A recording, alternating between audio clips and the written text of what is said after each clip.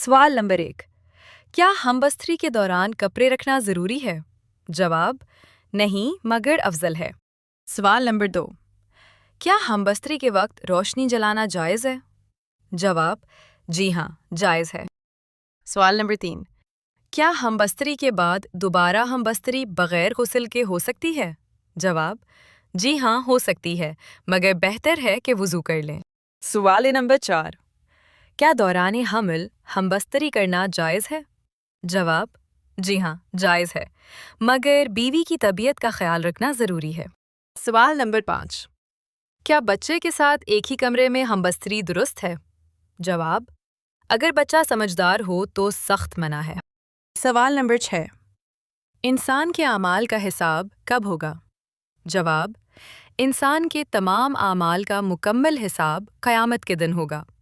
اسی دن ہر نیکی اور برائی کو انصاف کے ساتھ تول کر بدلہ دیا جائے گا۔ سوال نمبر 7، کیا آپ کو معلوم ہے کہ حج کس پر فرض ہے؟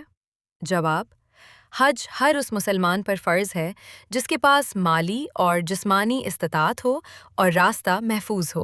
سوال نمبر 8، جنت میں جانے کے لیے کون سی صفات ضروری ہیں؟ جواب: جنت میں داخلے کے لیے ایمان، نیک اعمال اور اللہ کی رضا ضروری ہیں۔ بغیر ایمان کے کوئی عمل قبول نہیں ہوتا۔ سوال نمبر 9، نبی کریم صلی اللہ علیہ وسلم کا لقب کیا تھا؟ جواب: نبی کریم صلی اللہ علیہ وسلم کا لقب امین تھا، کیونکہ آپ صلی اللہ علیہ وسلم اپنی سچائی اور امانت داری میں بے مثال تھے۔ سوال نمبر 10، کیا آپ کو معلوم ہے کہ سب سے بڑا گناہ کیا ہے؟ جواب: سب سے بڑا گناہ اللہ تعالیٰ کے ساتھ شرک کرنا ہے، کیونکہ اللہ شرک کو کبھی معاف نہیں فرماتا اگر اس پر بندہ مر جائے۔ سوال نمبر 12، کس کے بلانے پر آپ نفل نماز توڑ سکتے ہیں؟ جواب: ماں کے بلانے پر نفل نماز توڑی جا سکتی ہے، کیونکہ والدین کی اطاعت نفل عبادت سے زیادہ اہم قرار دی گئی ہے۔